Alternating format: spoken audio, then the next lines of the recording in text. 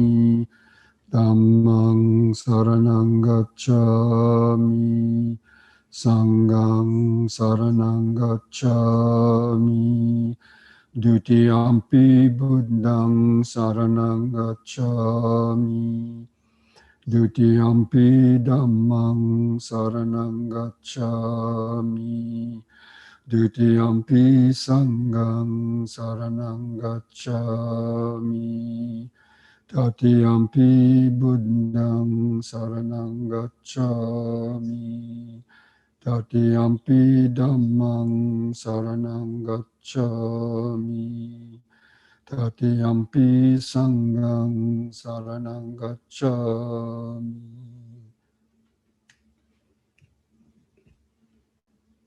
Can you bring me another tea? Honey tea. Welcome, friends, to this Sunday Dhamma session.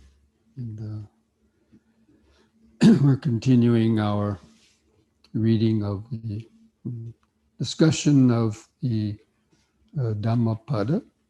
And we're still finishing up chapter 5 on the fools. It seems to be there's lots of fools in the world. So the Buddha had a lot of comments to make about them. And after this chapter on the fools, of course, the Buddha, the next chapter is the chapter on wise persons. So, and excuse me a little bit, I was doing a lot of talking over the weekend and kind of started to lose my voice, so I'm not sure how long it'll hold up. I'm getting some honey tea to drink to help soothe that. So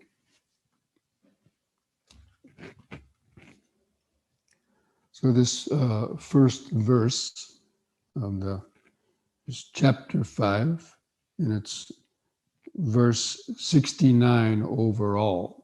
In the overall Dhammapada numbers, it's 69, or it's number 10 within the chapter 5 itself.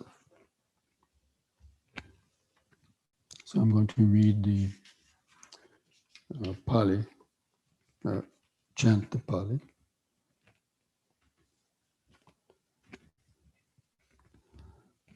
Madhuva manyati balo yava papam na pachati yada cha pachati papam atta balo dukam nigacchati.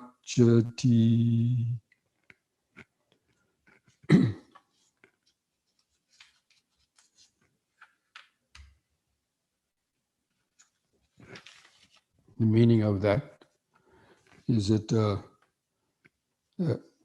evildoers come to grief. And as sweet as honey is an evil deed, so thinks the fool, so long as it ripens not.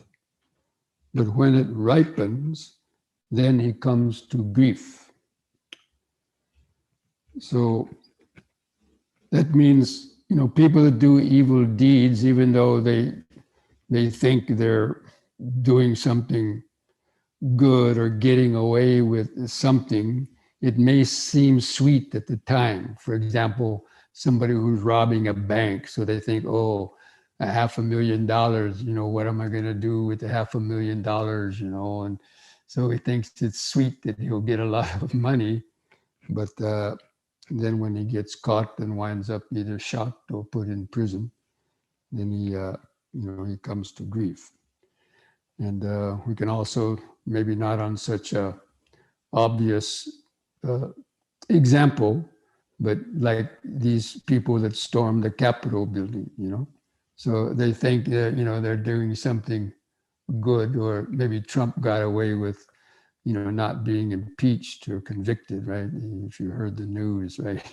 He got acquitted in his thing. So, he thinks that's sweet, but, when the civil authorities get to him later on and tackle him in courts or later on, he might come to grief. Anyway, so that's the meaning of the verse.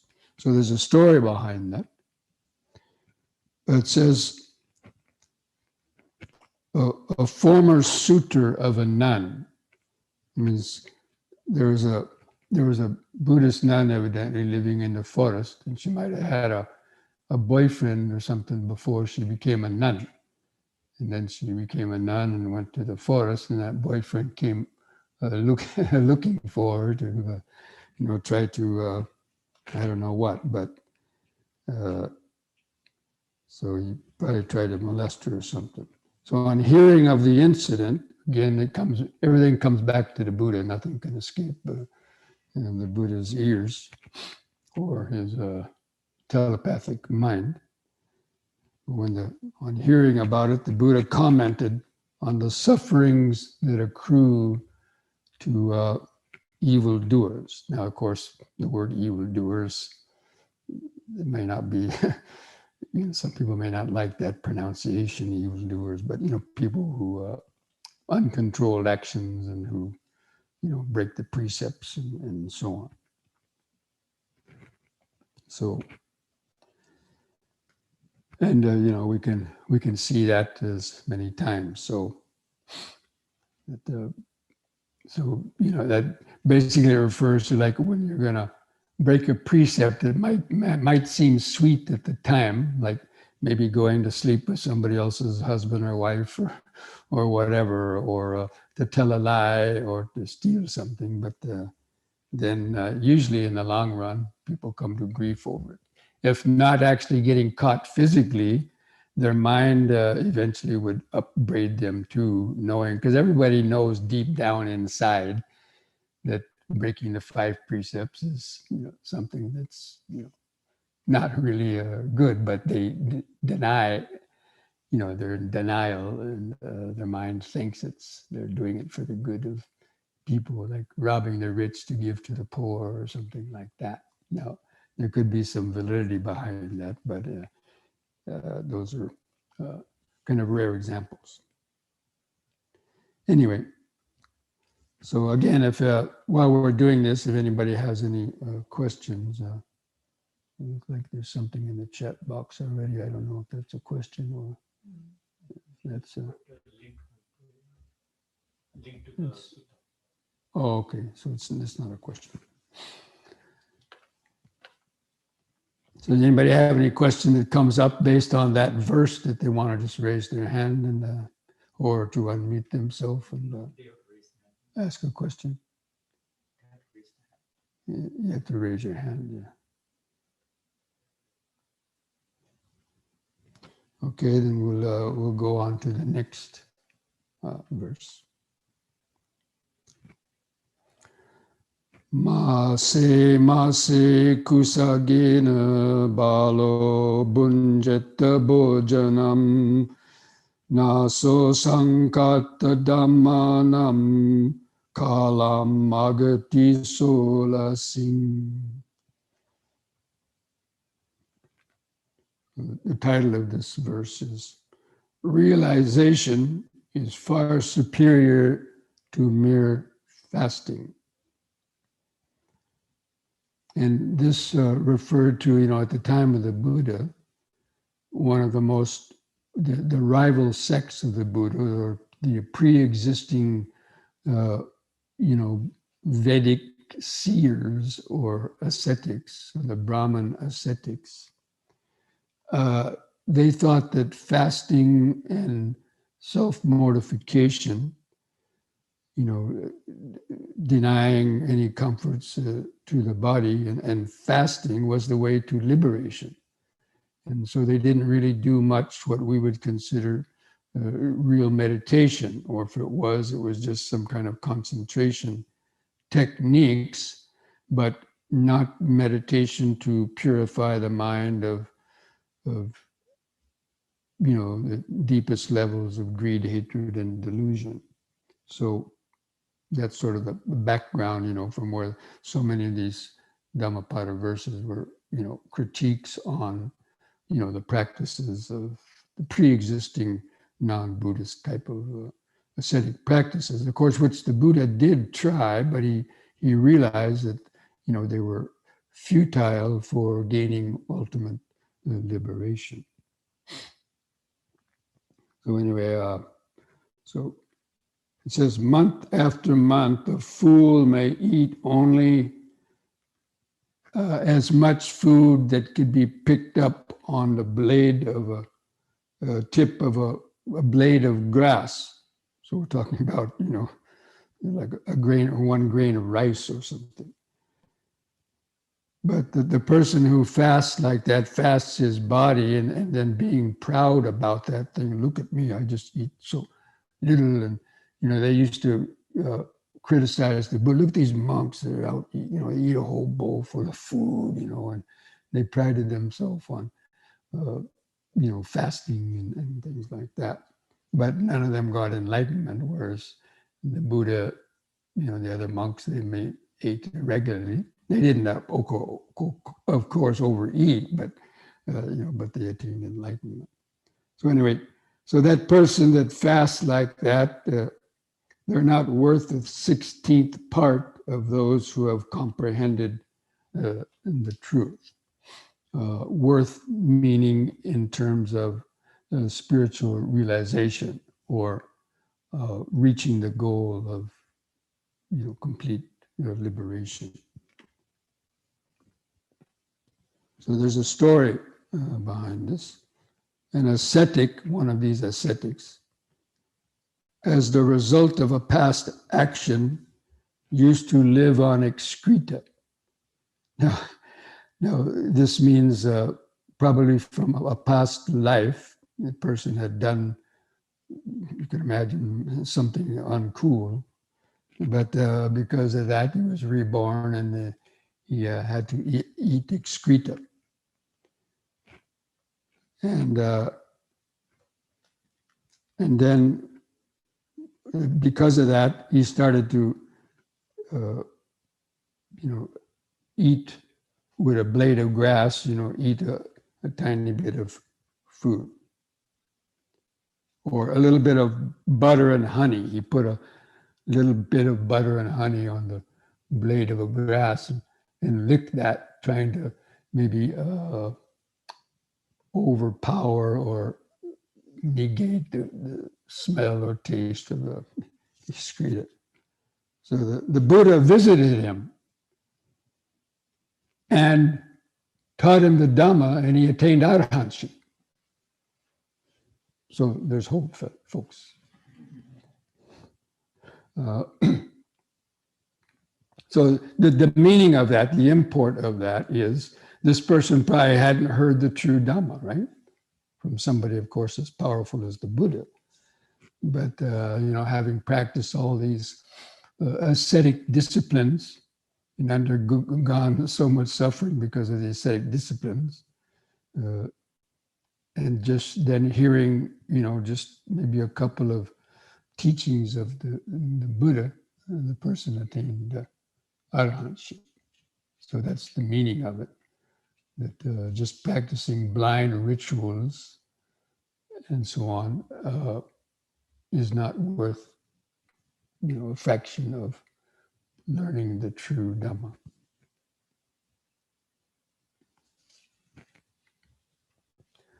So I don't imagine any of you are sort of practicing that way, so there may not be too many questions about that, but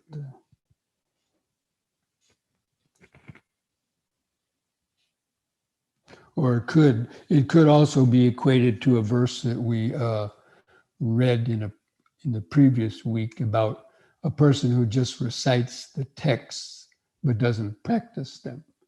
There's a lot of people who could memorize thousands and thousands of texts, verses, and suttas, and just to get kind of famous and well known for being able to preach and chant or whatever, but not having practiced meditation and gained even, the stages of enlightenment or something, that they're also not worth, a fraction of some. Even though a person reads just one sutta but attains enlightenment, then that person is, more spiritually advanced than somebody who can memorize thousands of sutras, but not actually purified the mind or developed their mind. That's a question.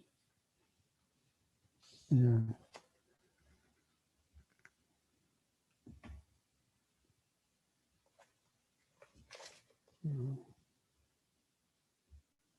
There's one chat question here. I'm trying to get the beginning of it.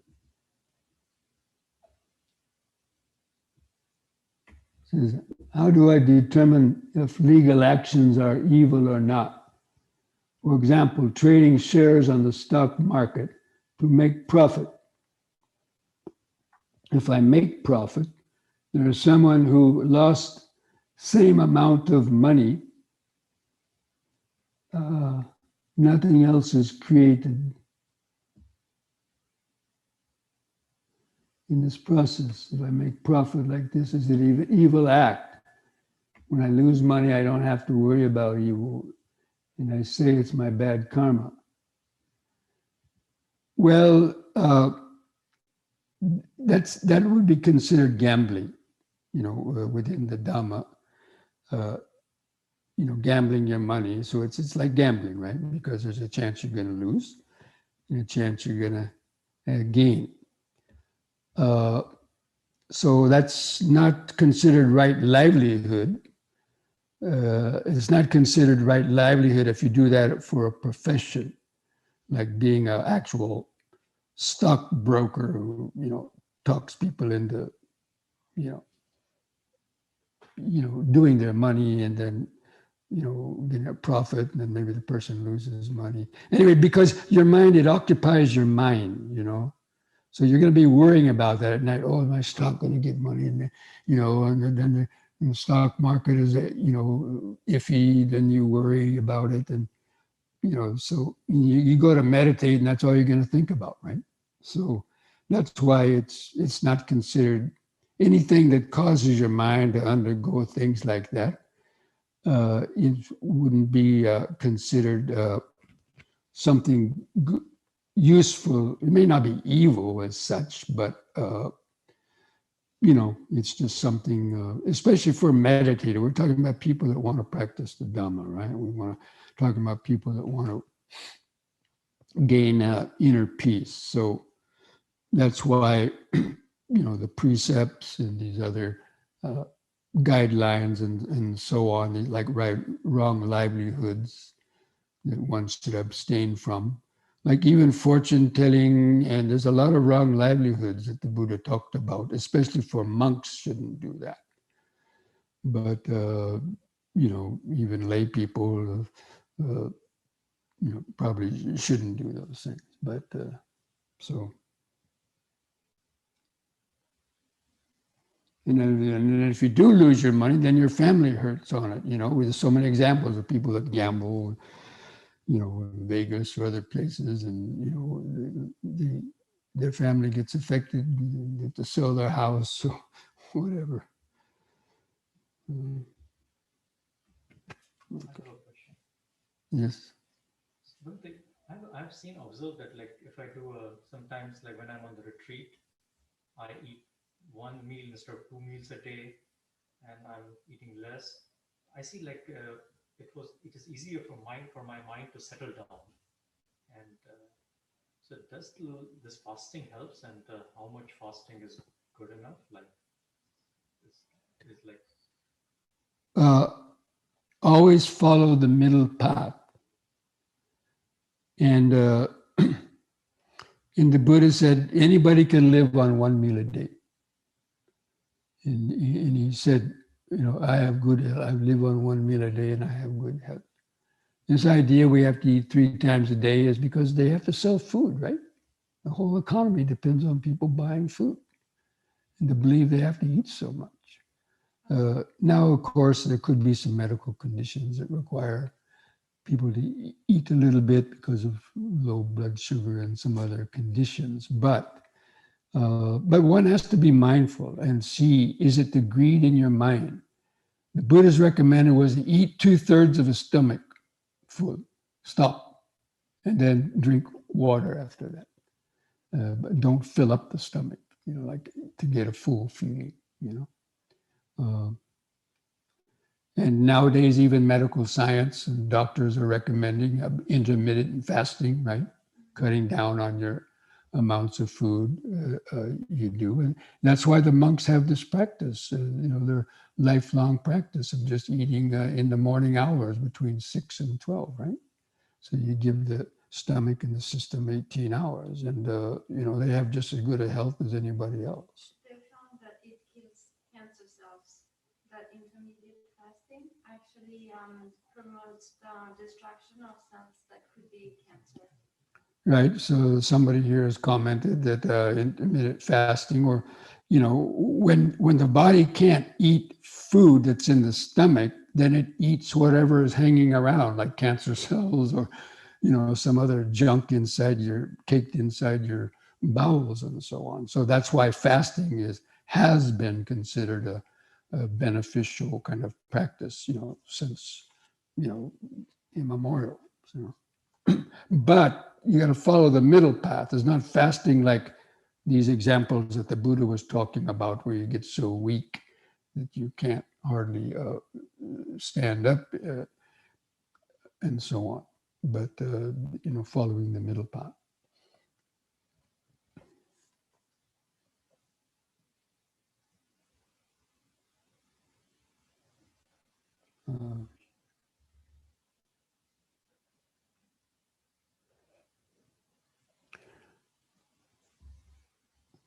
Okay, let's go on to let's see,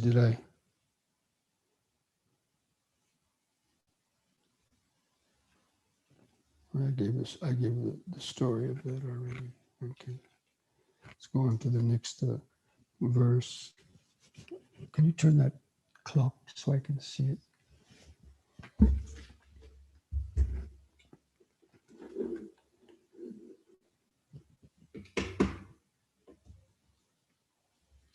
This next verse, verse number 71 overall, or number 12 in the chapter 5.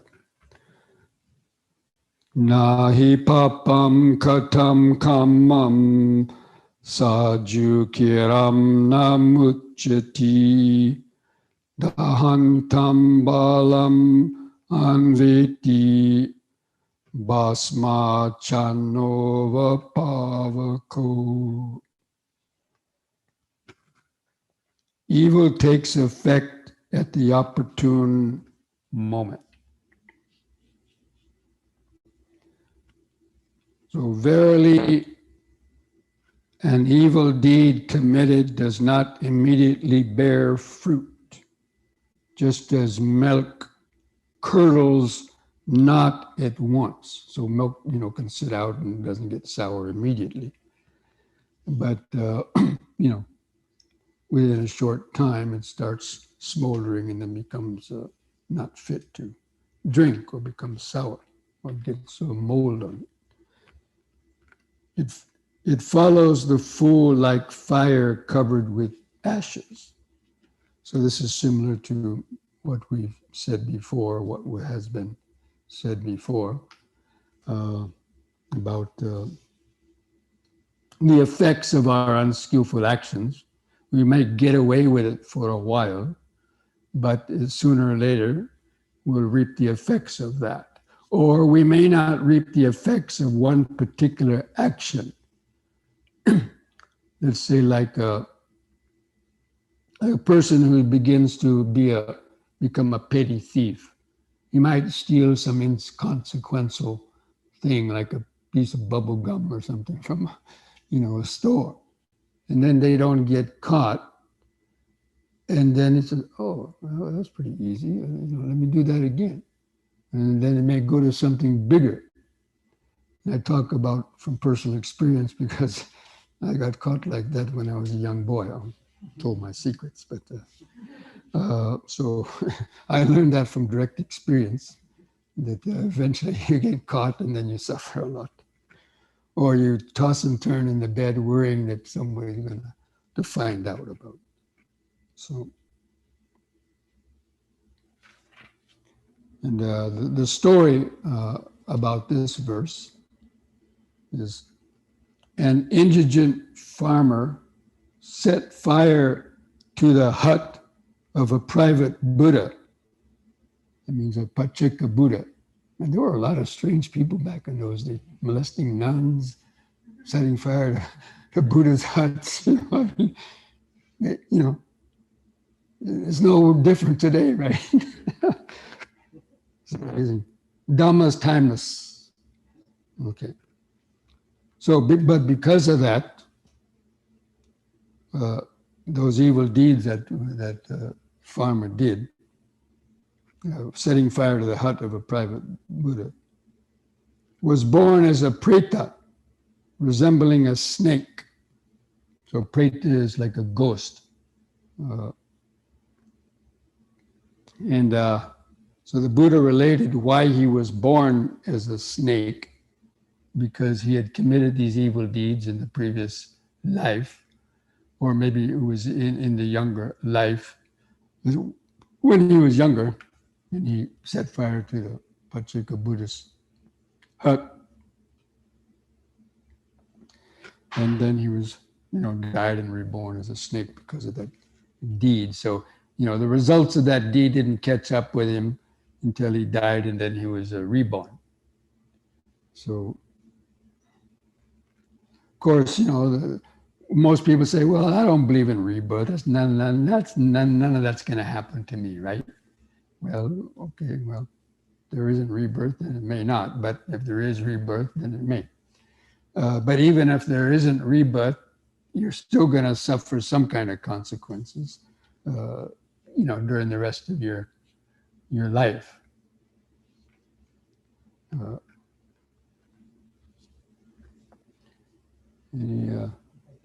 Any more questions come up? Hand raised by, you can see it, Is there a hand raised up there? Yeah. Did you have a question, Shobha? She's not saying. Yeah, she's I did the awesome. Ask her. Shobha, do you have a question? She's not responding. Let's just go on. Yeah, Bhante, I'm sorry. I don't know whether it's my my hearing or it's my computer, but is there any way you can raise the volume on your device, please, Bhante? We've tried different ways. I know I had the same problem last time too, but I can barely hear you. Get up closer to your speaker. I'm sitting as close as I can. Why don't you go to YouTube? Go to YouTube Live and see if the volume might be better on the YouTube Live. Okay, but there's nothing that you can do on your device. We've already tried before. I mean, Prashant has tried, and it doesn't seem to have worked. Okay, let's go to the next verse. I'm sorry if you can't hear, but we've tried. Turning up this volume is not going to help, right? Okay, that's okay, Bhante. Thanks. You can learn to read lips. Yes.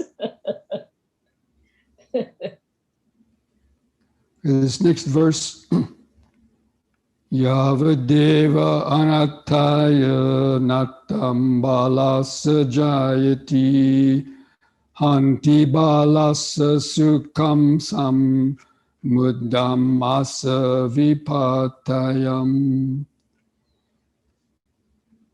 Knowledge and fame tend to the ruin of fools.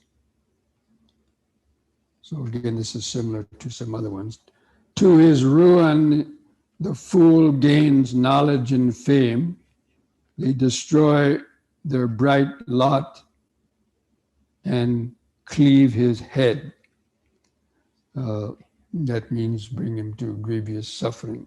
So again, these are similar verses to describe the same thing about the effects of our unskillful deeds. They can ruin one's, when you find out, it can ruin your fame, it can, ruin the gains that you got in life and all your relationships and so many things like that. And in the end, bring you grievous harm or death, or in the next life, even worse. So here's the story on this verse. Here's another one. I don't know, these people, a lot of people in hell, it seems. A vicious pupil learnt the art of shooting and misused his skill by shooting a stone at a private Buddha. A private Buddha's got a lot of ears from people. So one guy set fire to a private Buddha's hut. Now this guy actually killed the private Buddha by shooting a stone. Maybe it was in a slingshot, those slingshots like David killed Goliath, right? So this guy learned how to do that. Maybe he started killing birds or other squirrels, and then he thought he'd get himself a private Buddha. In consequence of that deed, he was born as a sledgehammer peta. Now hearing some of these things, people are going, what is all this nonsense imagination? Sledgehammer petas and all these, these descriptions of hellish realms and so on. Well, they're either real or somebody has really vivid imaginations. I don't know. But anyway, so referring to the past skill, the Buddha remarked on that, how we have to use our skill in a good way, not use it in a bad way. So unfortunately, people use skills like building bombs and learning how to make stuff, and then they use it to harm other people. Yes. Bhante, can you tell us about this private Buddha? How one becomes private Buddha, and what is this? Well, it's a Pacceka Buddha. Yes. They've translated here as private Buddha, but the word is Pacceka Buddha, which means silent Buddha. That means somebody gains enlightenment, but no one else may know about it. And they don't seek disciples, and they don't seek fame. So they could have been like a once-returner, maybe, who got reborn one more time and attained enlightenment on their own, and then no one else kind of really knew about it. So that's why it's called a silent Buddha. They're silent, that means they don't go out and teach. So people don't know that they're a Buddha. So is the Arhat and the Pacceka Buddha the same or no? No, the Arhat can teach, but they're not a Buddha. They don't have, sometimes it's called an Arhat Buddha. But, these are differences that, I'm certainly not in that position to speak on any authority about it, but it's basically, it could be just an Arhat, that's nobody knows about. And there could be, a lot of them, or at least in the time of the Buddha, it seems there were. But people must have known about it, or the Buddha knew about it. So anyway,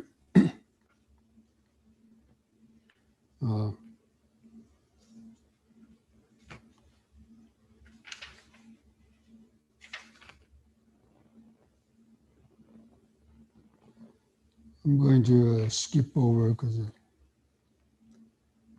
to the last verse in this section, verse number 75 or verse number 16 in the chapter 5.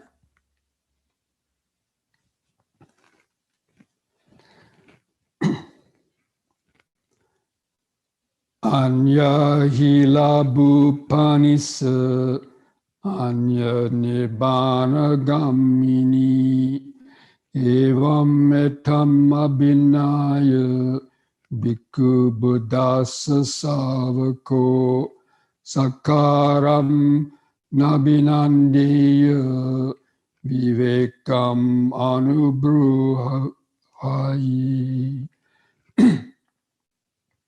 Sorry, my voice is going out a bit.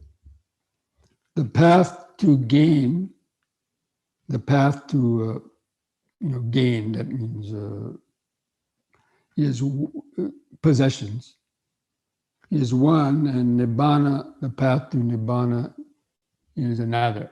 So at some point, they split. People that want to have gain in the world, like gain in money, friends, wealth, and possessions, and so on.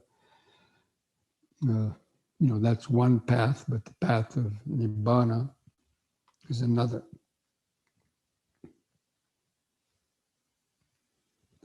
So surely the path that leads to worldly gain is one, and the path that leads to nibbana is another. Understanding this, the monk, the disciple of the Buddha, should not rejoice in worldly favors, but cultivate detachment. So, even these days, monks have to be careful with that sort of thing.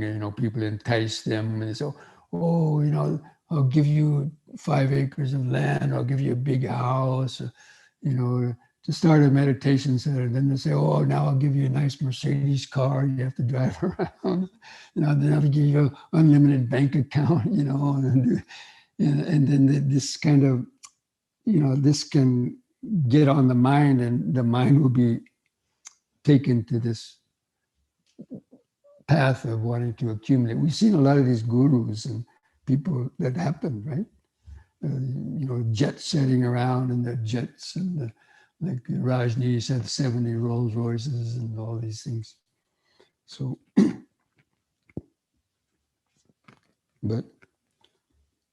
so there's a story. The story about this is a novice who came from a respected family was showered with gifts. So a novice means a young monk. And it is true, at the time of your ordination, even as a novice, even I've been in ordinations like that, the people will come and give the monk gifts. Usually they're innocent enough gifts, but sometimes they give them a nice electric razor, electric shaver, maybe some other things, a gold-plated pen to write with, they're well-meaning relatives and so on. But the novice, anybody could get attracted by that, and then think, oh, this is a good way to get material things and becoming monks. So, and then they lose the path. So these last verses have kind of been pertaining to monks, but a lay person can, kind of try to use that same thing in their own way.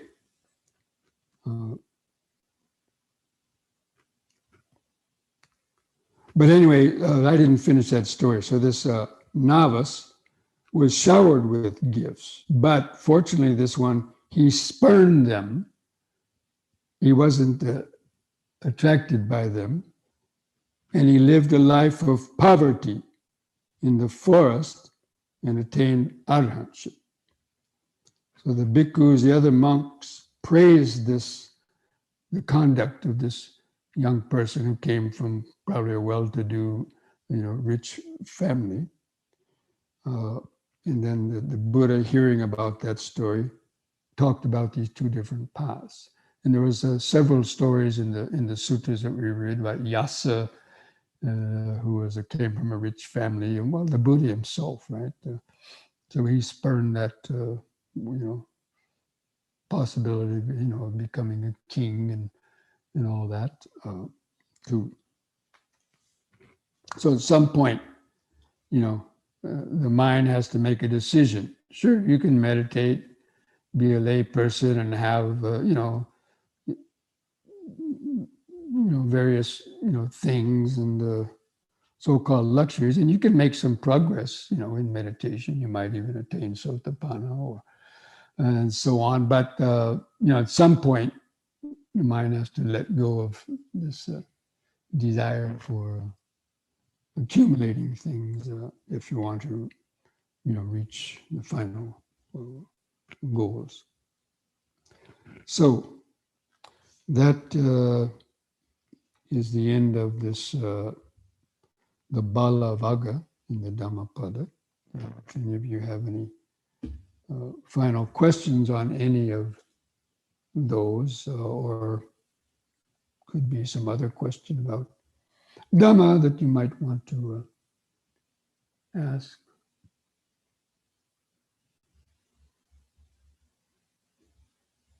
Somebody was giving some advice on the sound.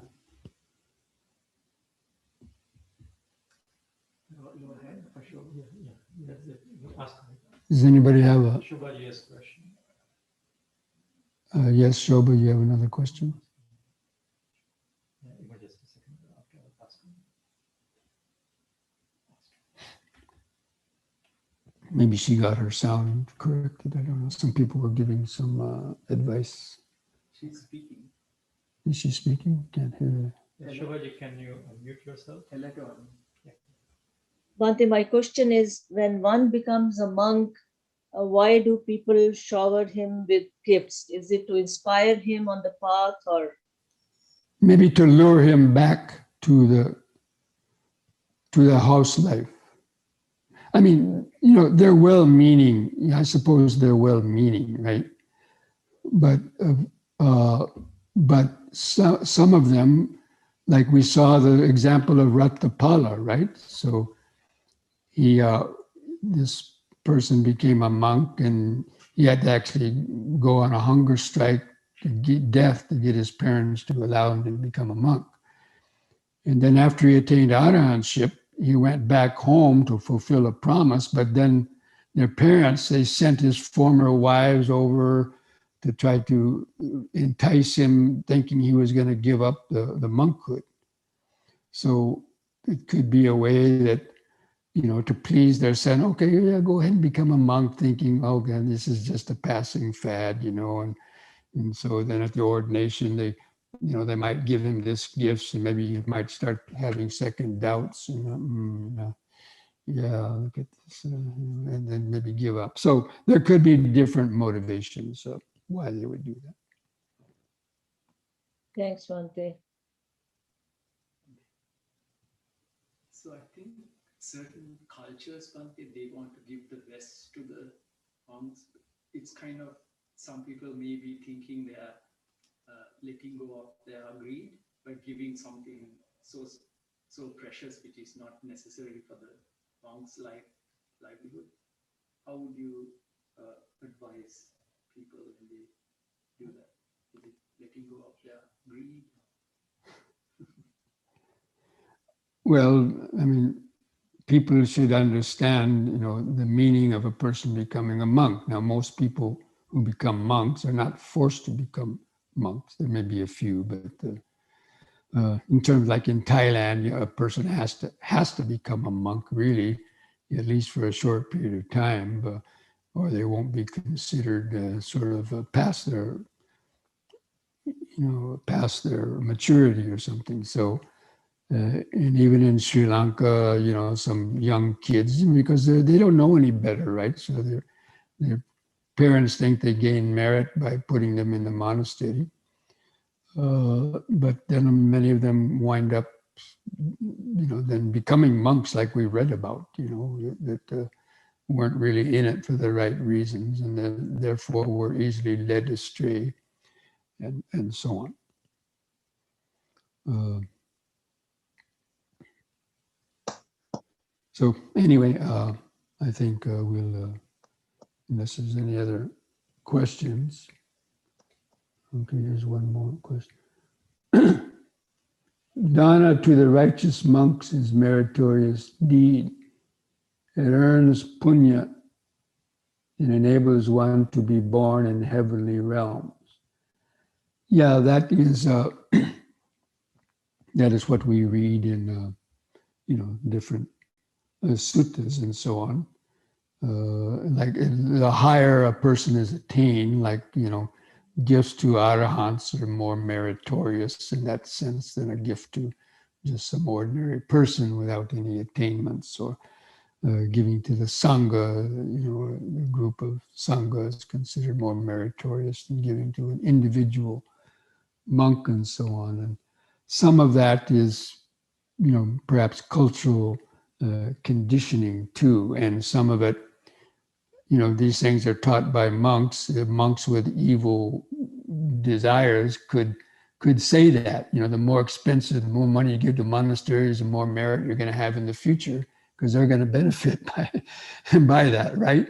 So, there's always some of that going on. You have to be careful when you read some of these things about the more expensive a gift is, the more merit you're going to get in the future, whether there could be some truth to that, maybe not so much truth to it. But it's the purity of the heart that determines the effect of the deed, Like a millionaire who, gives $1,000 to somebody, that's nothing for them,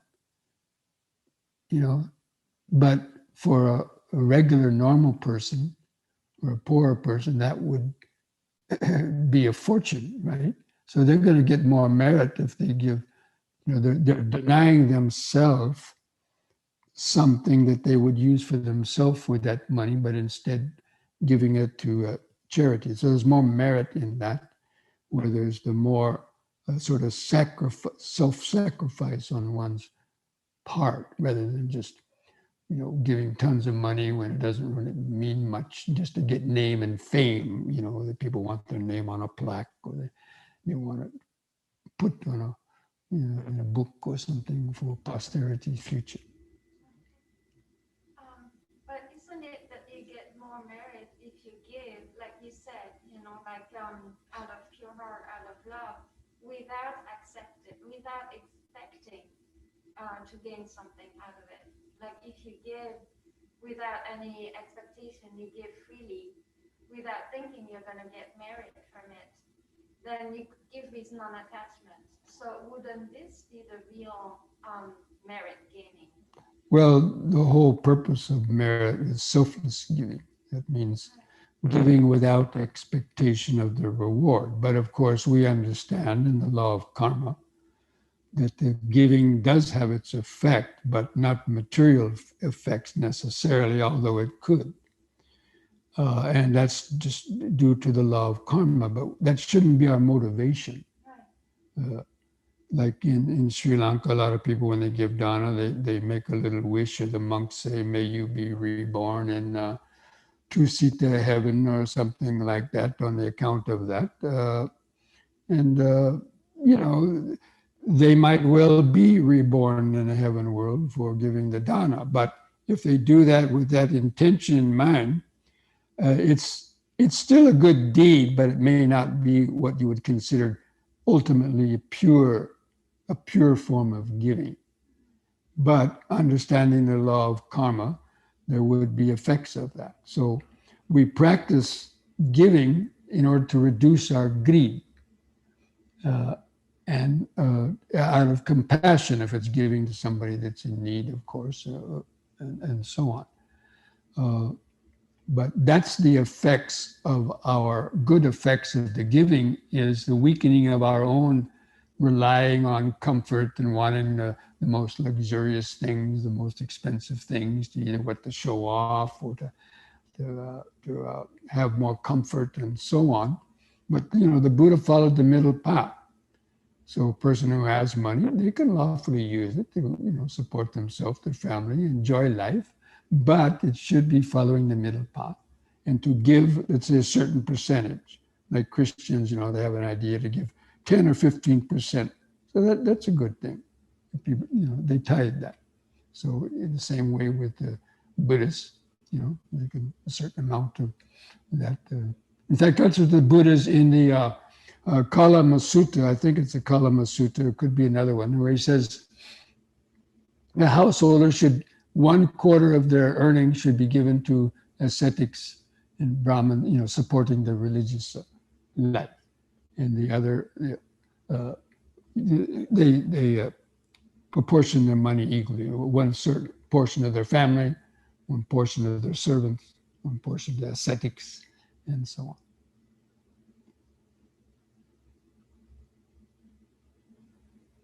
Okay, friends, I think we'll go ahead and stop here and get ready for our meditation. Actually, I was going to make an announcement before in case I forgot it at the end, or in case somebody goes, about next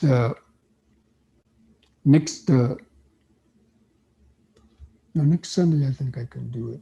It's the following Sunday, 2 weeks on the 28th of February. I have that Zoom class for Venerable, over there at Temple, Silananda, that group, from 1 to 3. So on Sunday, I think it's February 28th, we're going to cancel this. I won't be able to give this Sunday program because I committed to doing a Zoom program for another group, and I wasn't heedful of the time. It's from 1 to 3, and so it would conflict. So just mark that down for those of you who normally come on Sundays. Next week I am doing a program, but I'm finishing at noon, so I think I should be able to do, unless I lose my voice or something, next Sunday I should be able to do the 2 to 4.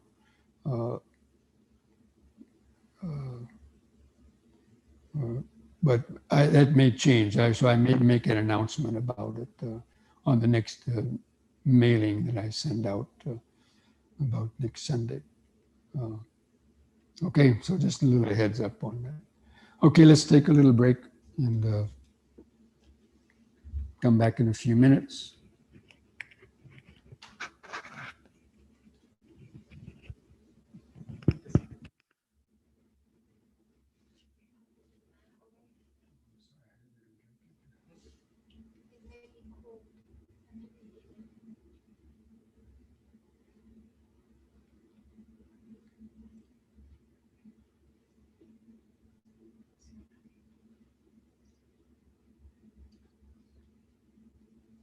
I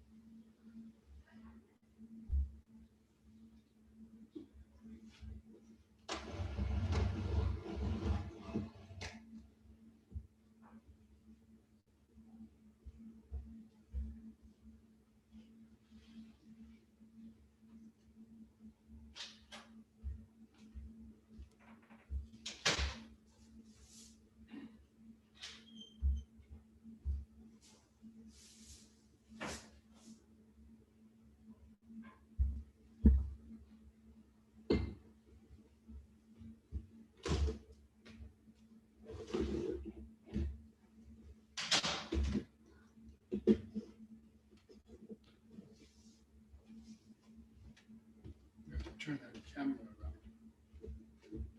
to teach everything.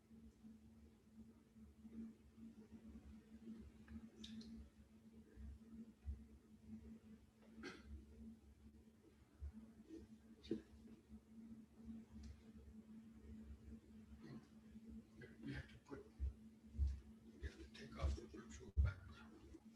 You don't have to do that.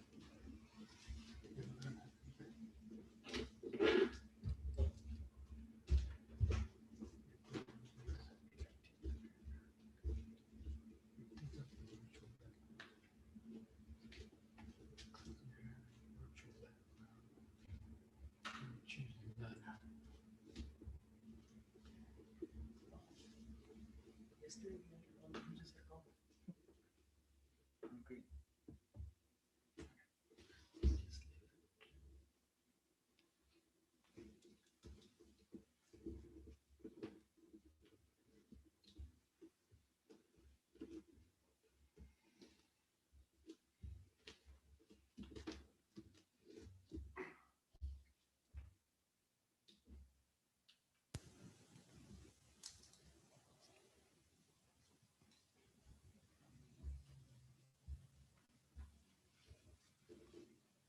Can you see my feet?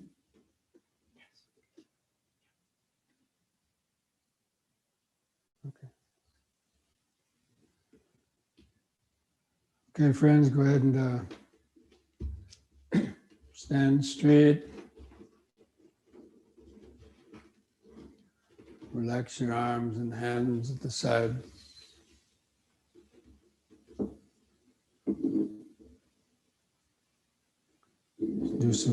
Set up some deep, slow breathing, holding the air in the lungs a few seconds before breathing out.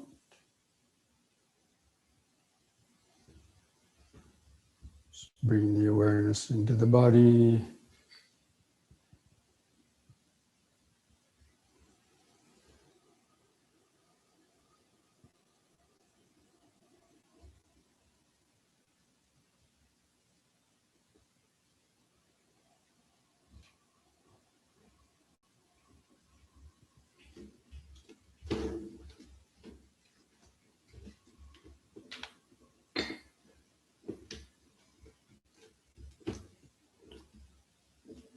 On the next in breath, raise the arms over the head, interlock the fingers, turn the palms up, straighten the arms, stretch the head back, bend backwards a little bit.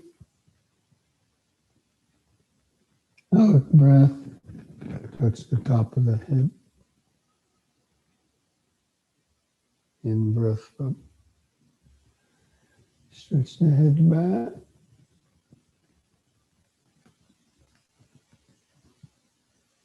Out breath.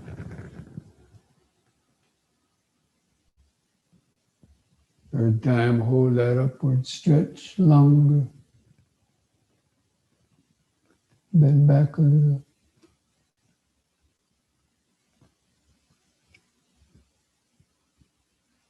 Release the fingers. Out breath. Arms back to the side.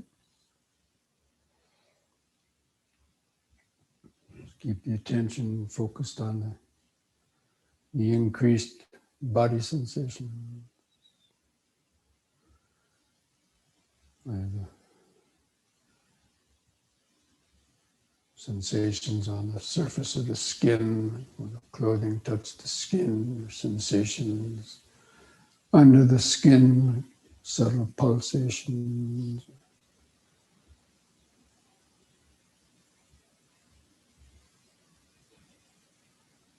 Heart beating.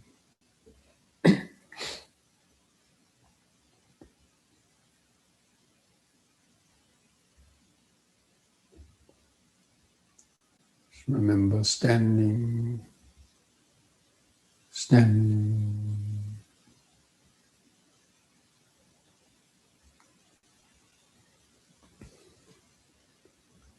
And with the next in breath, push up on the toes, raise the arms over the head in this way, face the hands toward each other, stretch up. Out.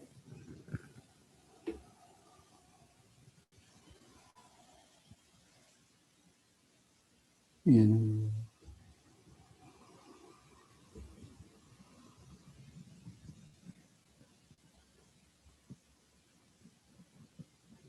Out.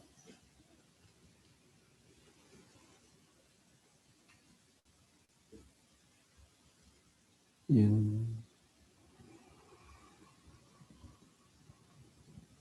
Stretch.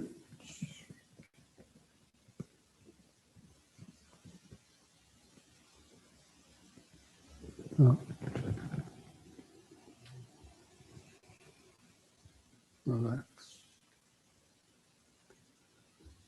Keep focused inside on the surface of the skin inside. Present moment. Sensation.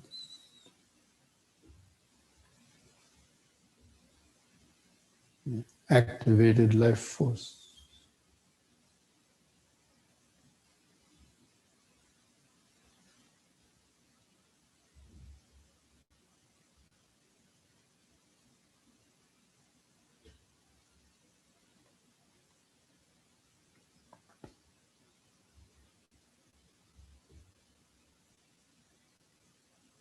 And next we'll do the knee bending. And the in breath, push up on the toes, lift the arms up front. The out breath, bend the knees, lower down, balancing on the balls of the feet. Come down in the squatting position if you can. In breath, push up.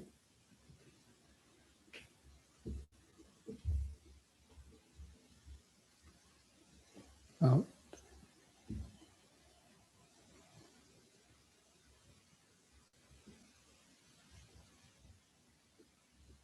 In.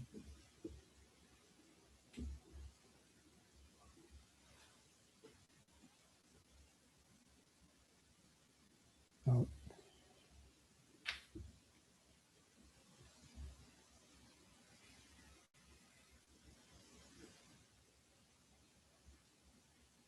In.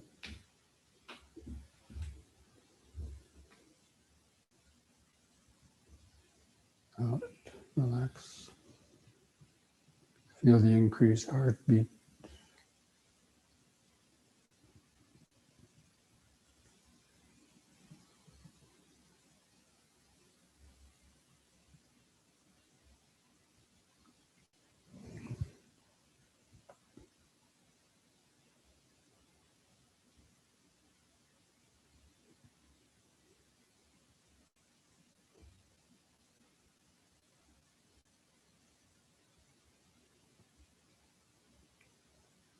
Remember standing, standing, standing, sensation.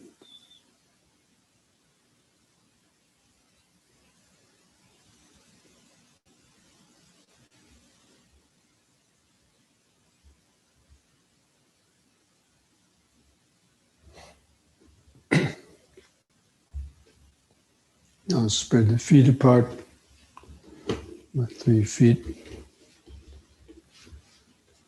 Let the hands touch your side. Do the side bending. Breathe in.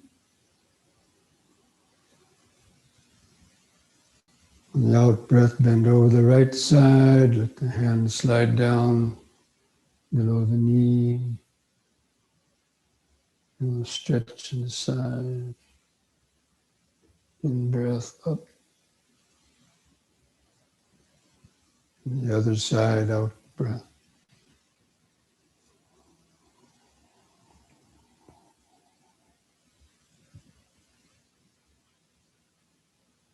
In.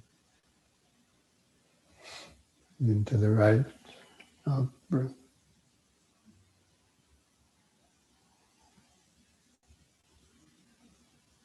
In.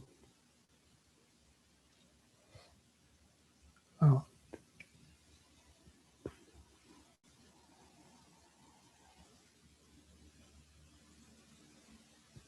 And once more on each side.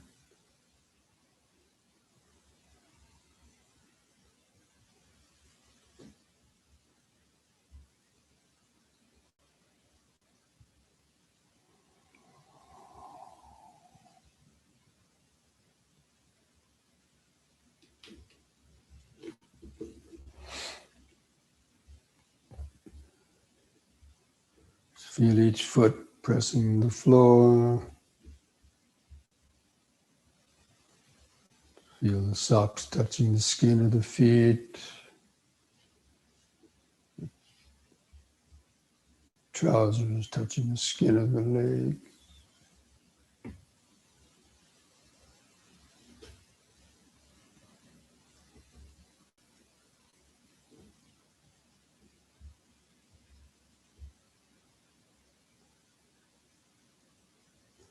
Now hold the arms out to the side. We'll do the twisting. Breathe in. The out breath, look to the right and twist to the right. Keep your eyes focused on the hand going back.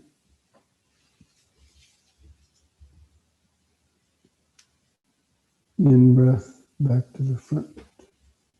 Let the feet turn with the body, and then the other side, out breath.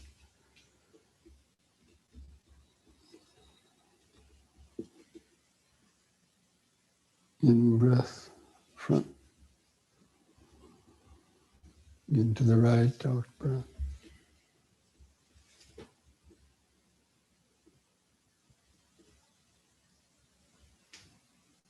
In, out.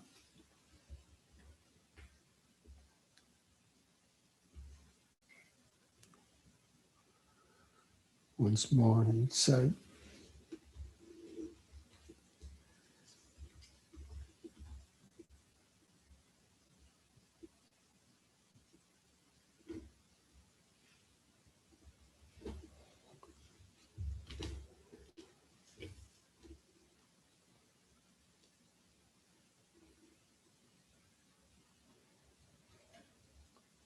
Relax.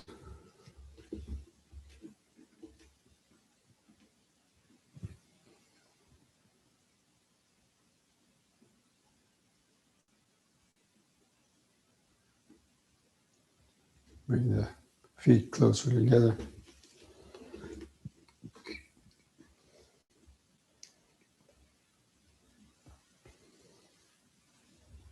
Do the head turning. In breath, head to the right.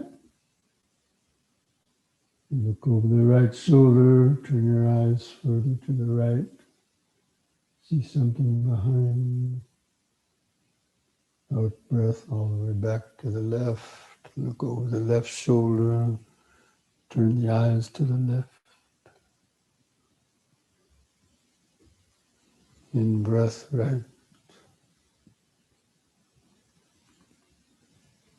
Concentrate into the neck vertebrae. Imagine, feel them loosening up, back to the left.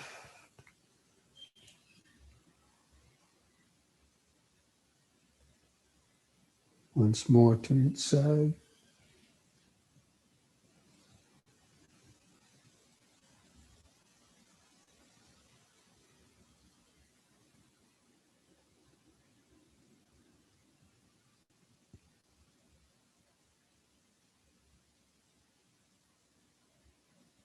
In breath, stop the head in the center. Feel the whole body from the head down to the toes. Standing, standing.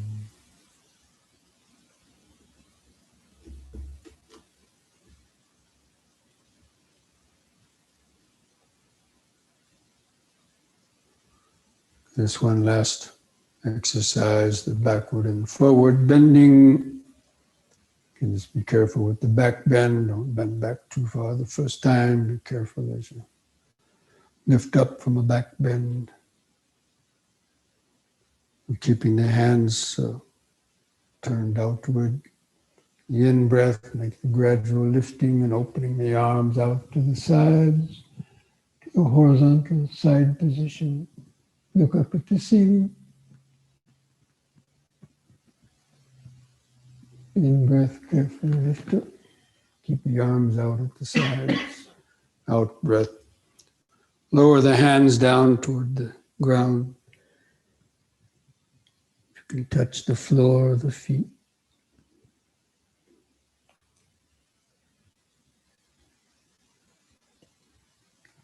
Keep the legs straight. Begin standing up, turn the palms outward again, opening the arms out to the side, bend back.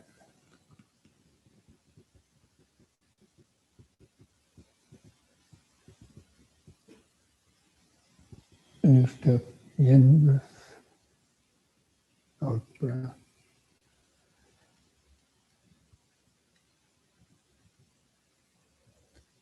And let those little bones at the base of the spine stretch out.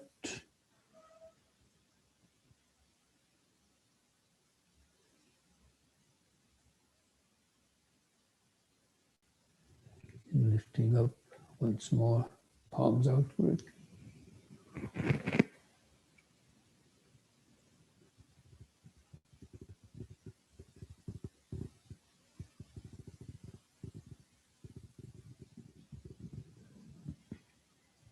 Out breath. Hold that downward.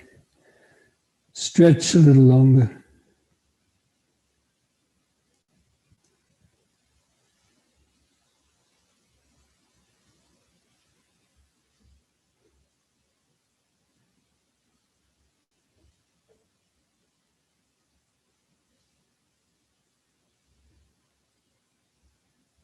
Then finish standing up, bring the hands together at the chest.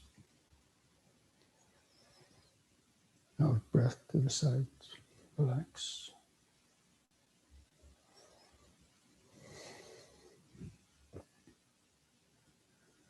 Feel the whole body vibrating, pulsating with activated life force.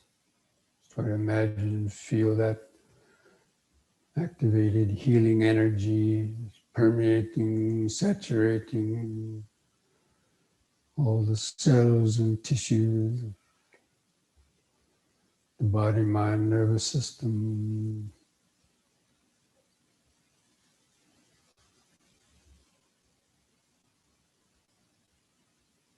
Feel that organic aliveness.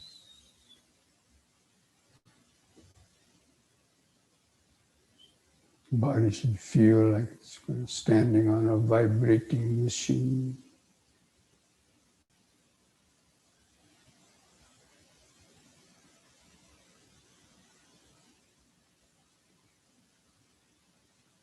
Inward directed awareness, present moment awareness.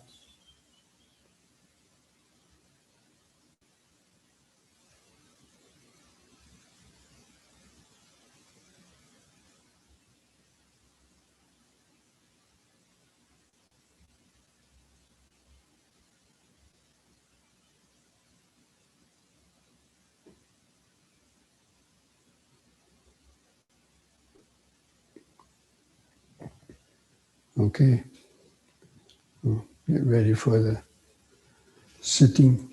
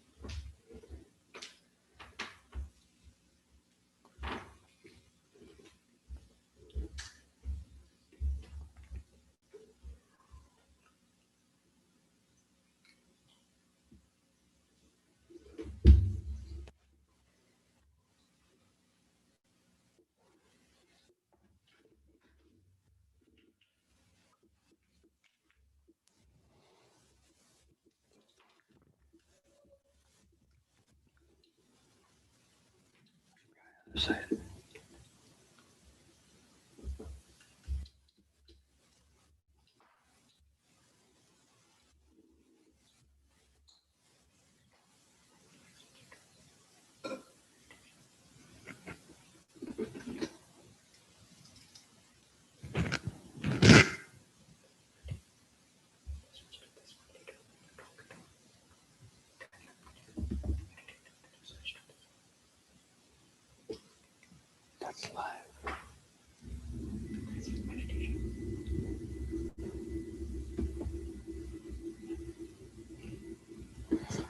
Okay, friends, we'll start our meditation now.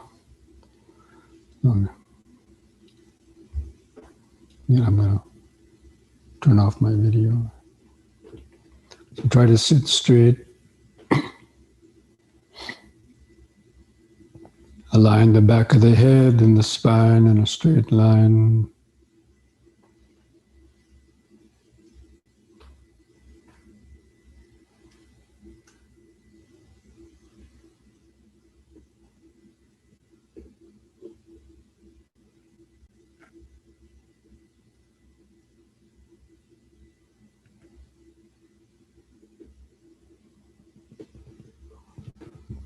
And move the attention down to feel the weight of the body pressing the buttocks and feet on the floor, on your seat. Feel that solid contact of the buttocks and feet to the seat, the floor.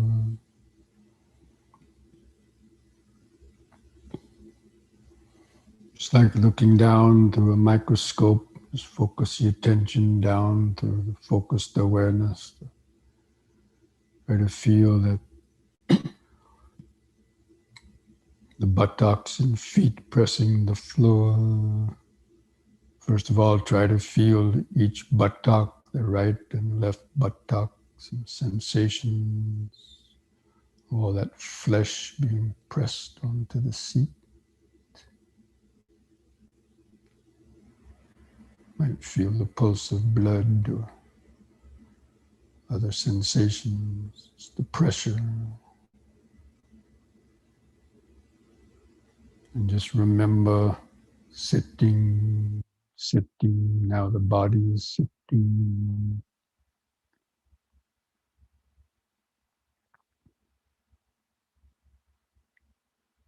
And let the awareness kind of scan down or move down the legs toward the knee. Feel the clothing touching the upper leg.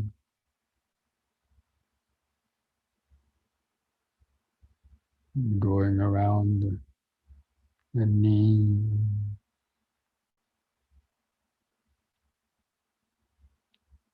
Down into the lower leg. Feel where the legs press the floor, where the ankles are crossed.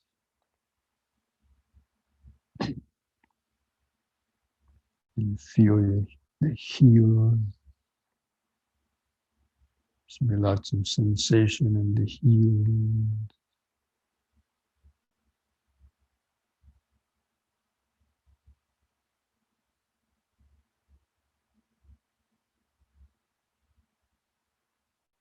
And feeling the rest of the feet, each foot, or both at the same time. Sensations of the socks touching the feet.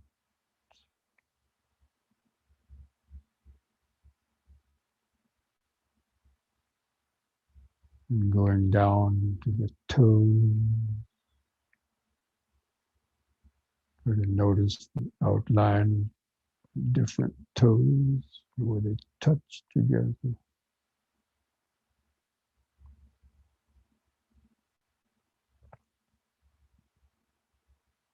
Just keep focusing that lens of the microscope, concentrated awareness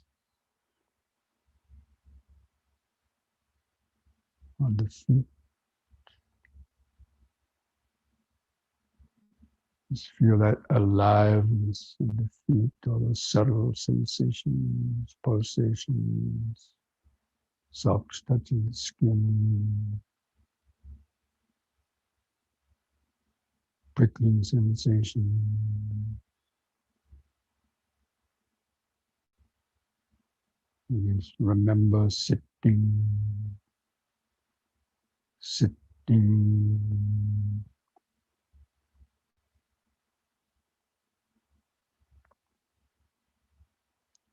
And let the awareness move up to feel your hands and fingers, where they touch together, or where they touch the body.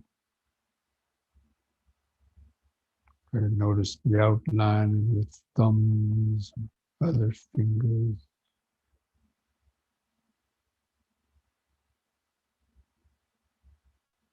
Notice the subtle pulsations, or the warmth in the hand.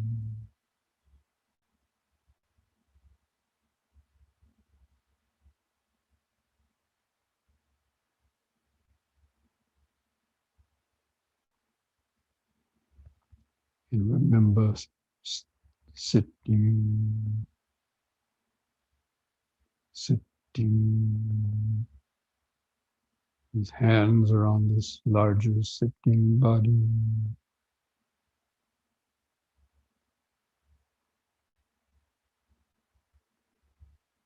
So try to feel the natural inward curve of the lower spine. If there isn't one, just gently kind of arch the lower spine inwards.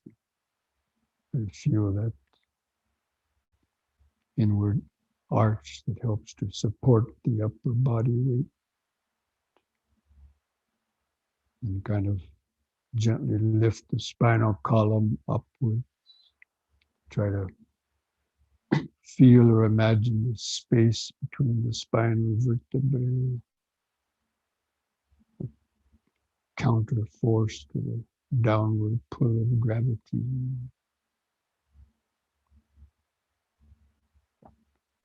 And feel the head balanced on top of the spinal column.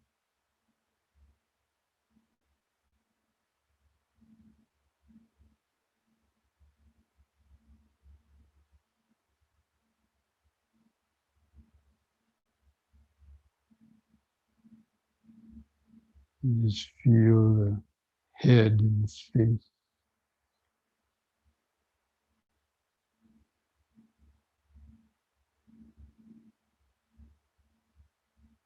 Just take a minute to kind of just scan through the head and face to feel all the different types of sensations. Lips touching together, the tongue in the mouth, nose, the eyes.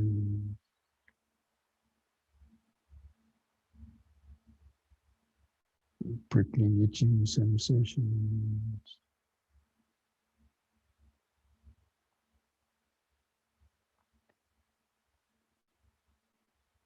And kind of just let the awareness rest behind your eyes.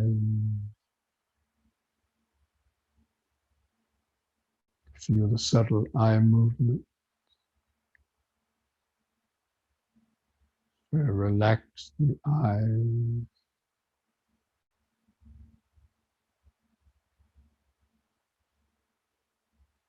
You might see some light or color or a mental image.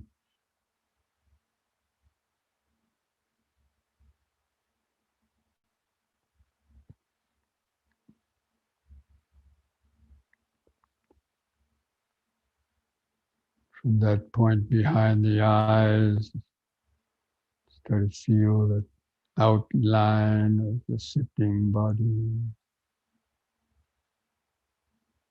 all those different sensations, buttocks and feet pressing the floor underneath,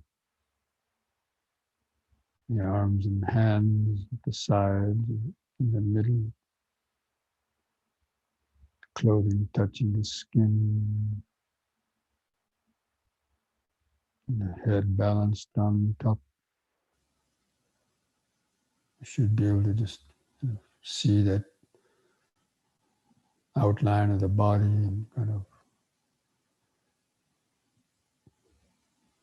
as though you were had a video camera behind your eyes, taking a video of the inner sitting body.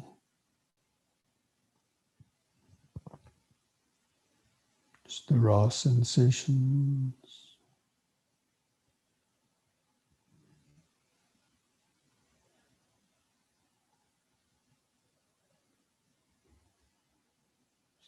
Just being aware of sitting, sitting, sitting. Just the natural present moment awareness connected to the nervous system, feeling the subtle vibrations. The nervous system is like a spider web. It connects all the cells of the body, the toes up to the head. You can feel that vibration of the web.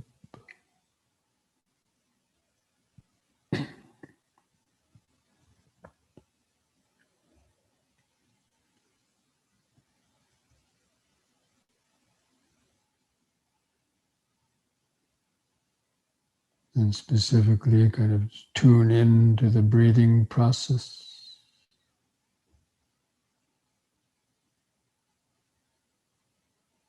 Just focus your attention in the center of the body to feel the subtle expanding and contracting movements of the abdomen, rib cage, or chest, wherever you naturally feel the movement. There's several different sensations of the breathing.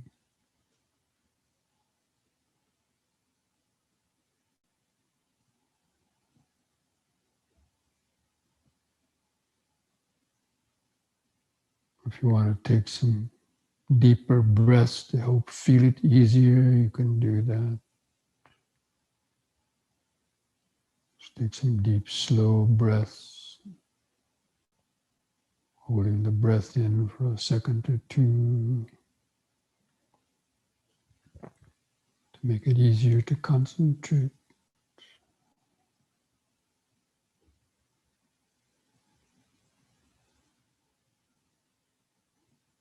Just try to establish that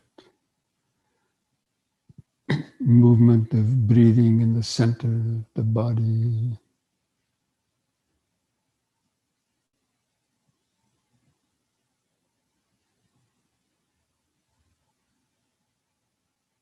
See if you could notice the rippling effects of the breathing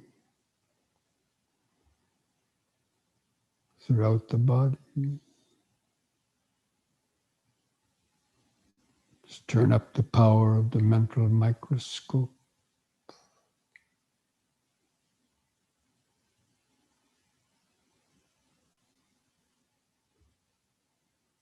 Even while feeling the breathing, you might feel the heart beating also. They're interrelated.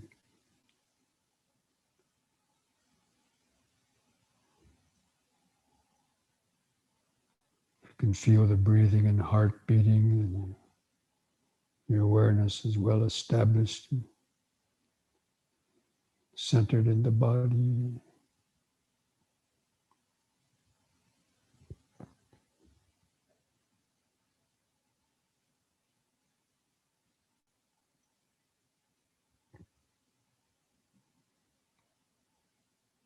And just remembering, just sitting, breathing, sitting, breathing.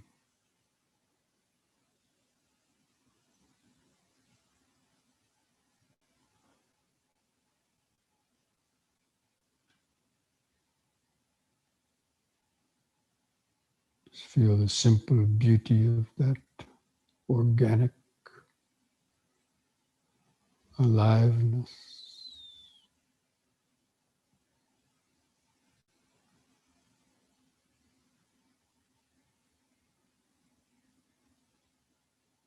That's the real body, or real life.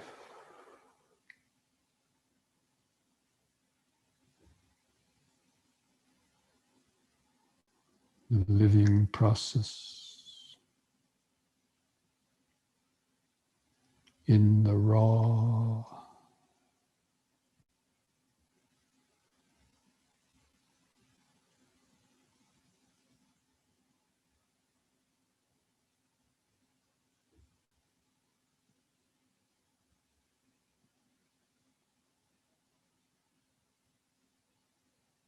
The more different sensations you can notice, and subtler sensations, the less time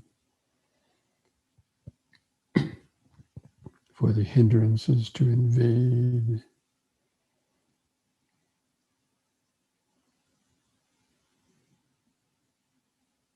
Less time for thoughts to draw you away. Sitting, breathing, sitting, breathing. Feel that spider web of the nervous system. Vibrations from your toes, arms, head. Various types of sensations, prickling sensations, stinging sensations, aches or pain.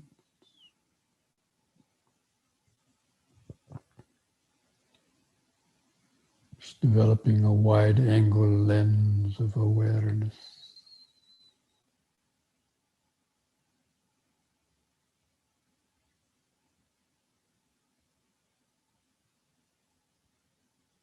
The natural awareness.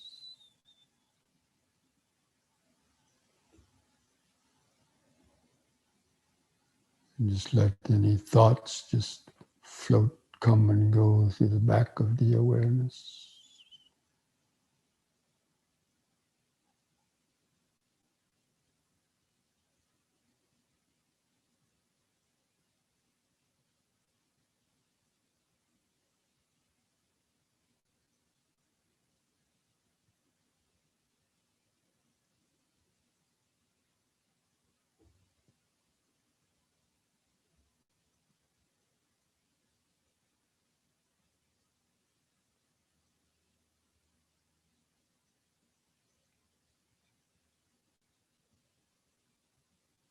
Just keep turning up the power of the mental microscope.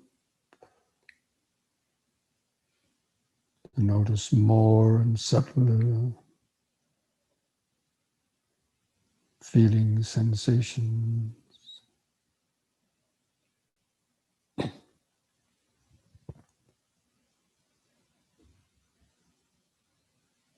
Especially be alert to how quickly certain sensations arise and vanish. Some sensations may be more vague or continue to last. Certain ones just arise and vanish very quickly.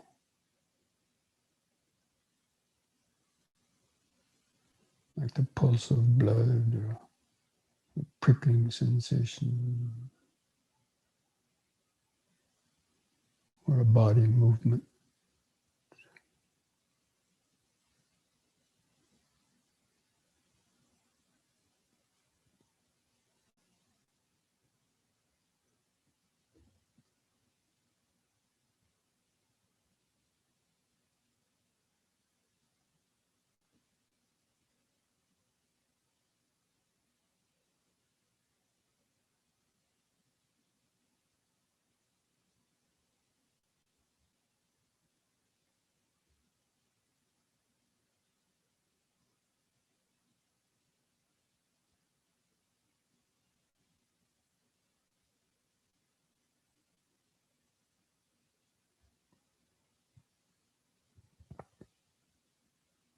If any hindrances take you away, and apply the appropriate antidote and reestablish the attention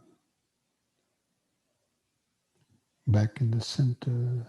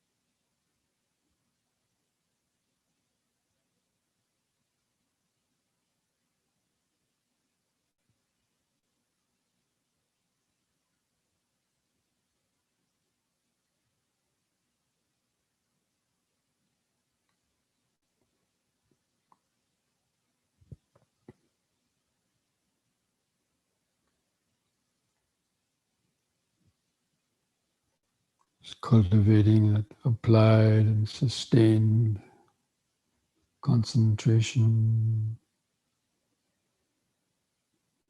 to the breathing body, feeling the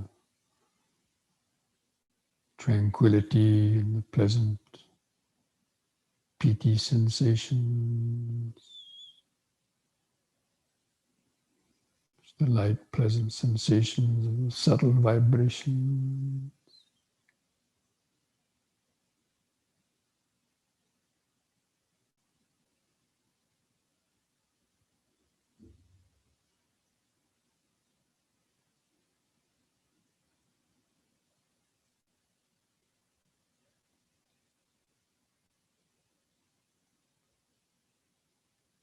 Just feel that present moment awareness.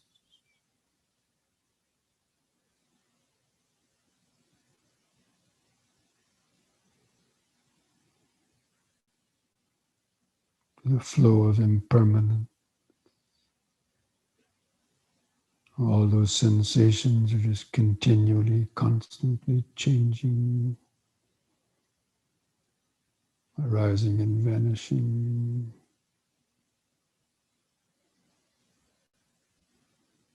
And even your thoughts, ideas, opinions, urges are also constantly changing.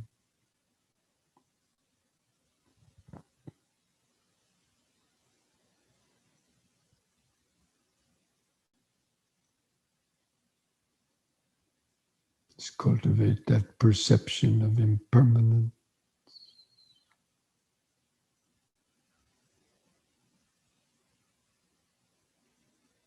Breathing in, observing impermanence. Breathing out, observing impermanence.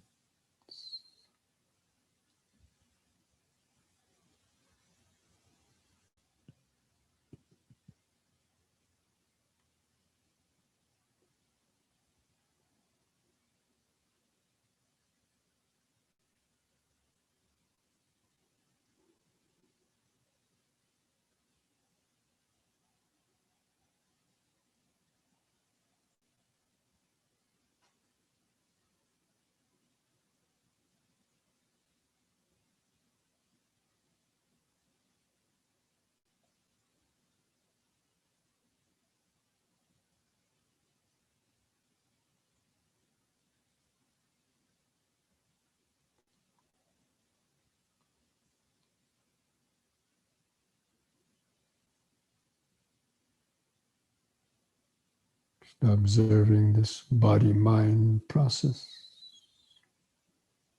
the nama-rupa process.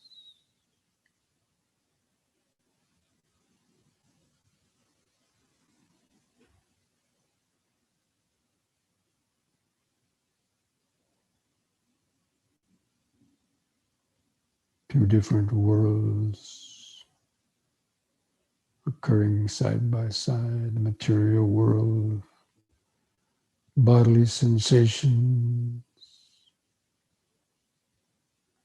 and then the mental world of thoughts, ideas, perceptions, memories.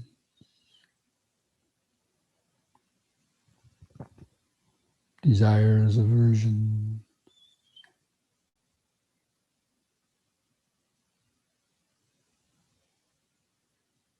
Just try to get the idea of sitting in a balcony seat in the theater, point behind the eyes. Just watching this movie of the body mind, impermanent.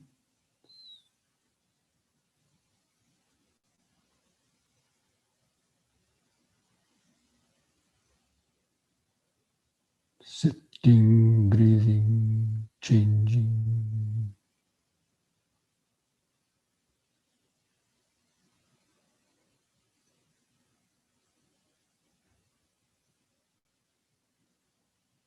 Going on through the power of the past karmic conditioning.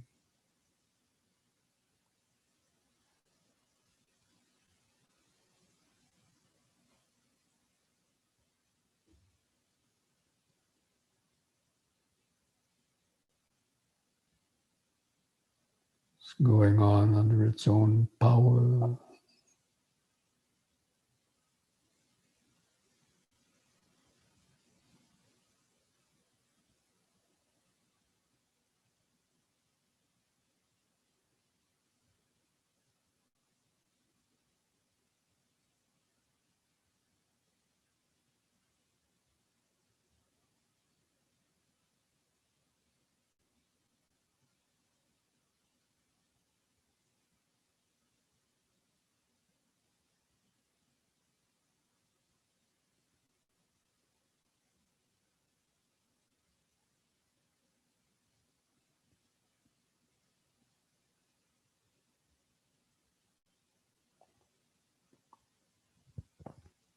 Be aware of any little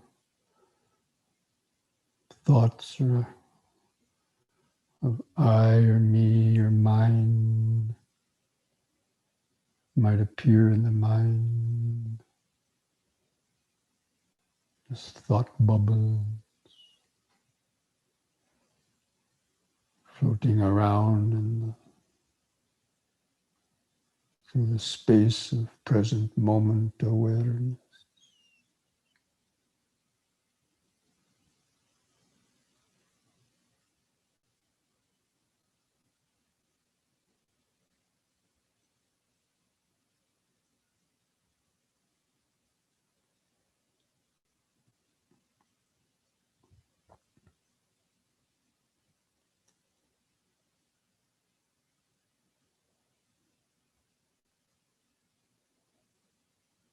That's reflective wisdom.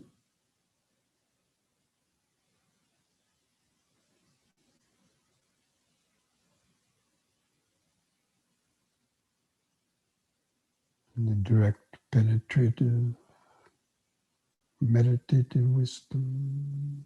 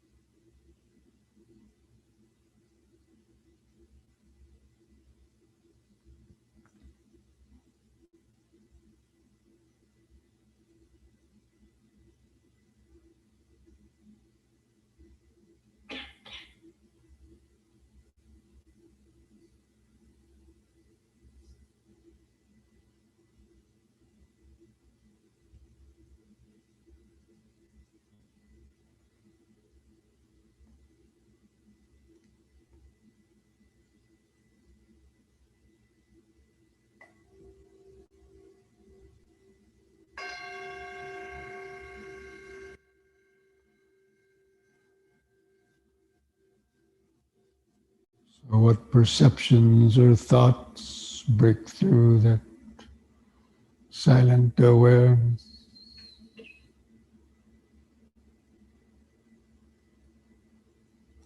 Stay focused in the body.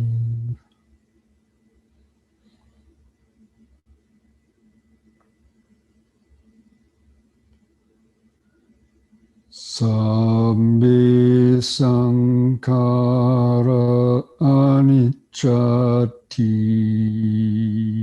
yada panyaya pasati atanibindati dukhi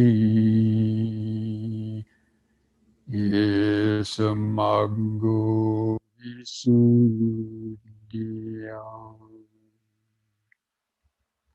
Nati janamapanya panya nati ajaito yammi janancha panyacha siri nibbana santiki Dukkha pata nidukkha maya pata nibbaya sokha pata nisokha hontu sabbi Pipanino.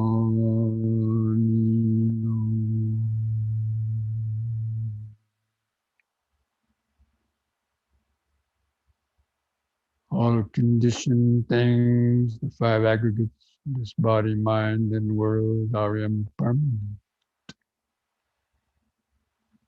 When one sees this with the eye of wisdom, one becomes disenchanted with suffering. This is the path to purity. And there's no concentration without wisdom, no wisdom without concentration. One who is both concentrated and is wise is close to peace and freedom. May the suffering be free from suffering. May the fear struck be free from fear. May the grieving be free from grief. In this way, may all beings live with mindfulness and wisdom. Thus spoke the Buddha.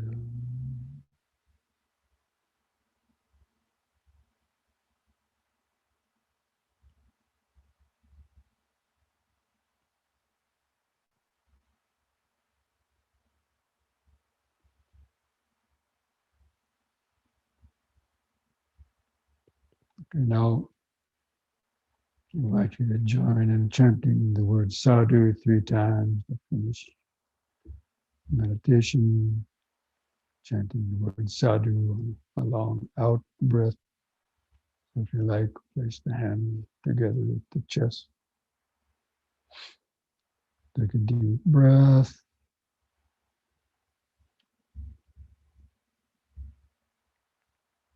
Sadhu.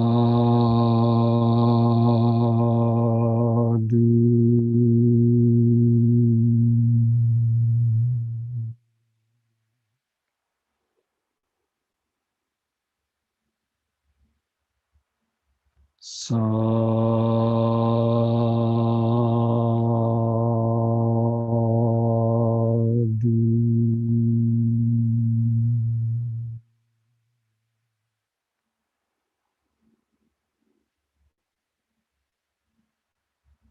Sadhu.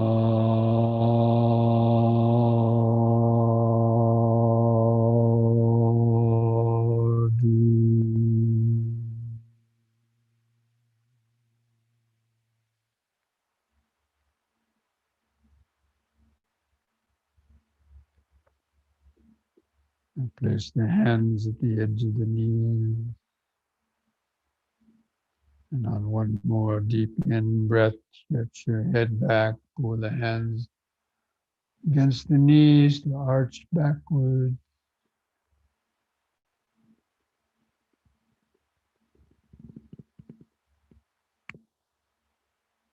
And lift the head up with the in breath. And on an out breath, press the chin to the top of the chest to stretch the neck vertebrae.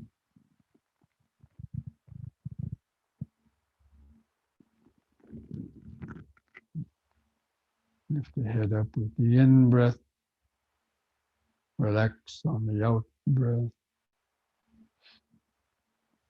Put a smile on your face.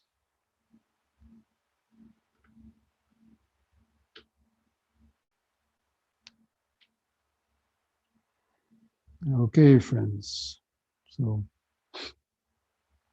I hope you all had a good meditation period. Of course, as you know, meditation periods always change, and it may be easier to stay focused when you're having a guided meditation. That's why we give them, because the reminder of the voice might be a reminder in case you were lost in thoughts and you were starting to get a little drowsy, and it helps you to wake up and come back to the present moment. But one has to be able to to do that on one's own as well. But so um, you know, the only way it improves is you establish a daily meditation practice and try to to be able to follow that that systematic kind of development of the meditation. So we were talking earlier about next week. I think I'll decide that I will not have the next Sunday afternoon practice also, because I mentioned I'll be giving a weekend retreat, Friday night all day, Saturday, and until Sunday noon. So I think I might take a break on Saturday afternoon. So for the next 2 weeks, actually. So try to remember this, jot this down in your calendar. I may mention this on my next mailing out, but the next 2 Sundays, the Sunday Zoom sessions on the next 2 Sundays will be, we won't have them. They'll be kind of canceled. But I'll still be doing it on Wednesday evenings. So at least on Wednesday evenings, those who are joining, if you're joining Wednesday evenings as well, then at least you still can have one day a week. And then after that, we'll probably resume the Sunday one too. But okay. So There is one question. is there another question? It came at the end. So it's, Okay, well, for those who need to, leave, feel free to leave the program. If there's another question, I can stick around and. What is the question? Bhante, I'll read it to you. Bhante, can you please speak about enjoying and approaching things of the world without being attached to them? For example, music and art, although they are not allowed in the monastic code. There's lots of art in the monastic code. Look at all the famous art made by monks, and so on. It's not necessarily about art. It's about stuff that excites the senses. Listening to musical dancing shows, singing and dancing, that kind of gets you excited and, and stuff like that. But stuff that would be considered meditative and more calming and so on, usually, people may use those type of things.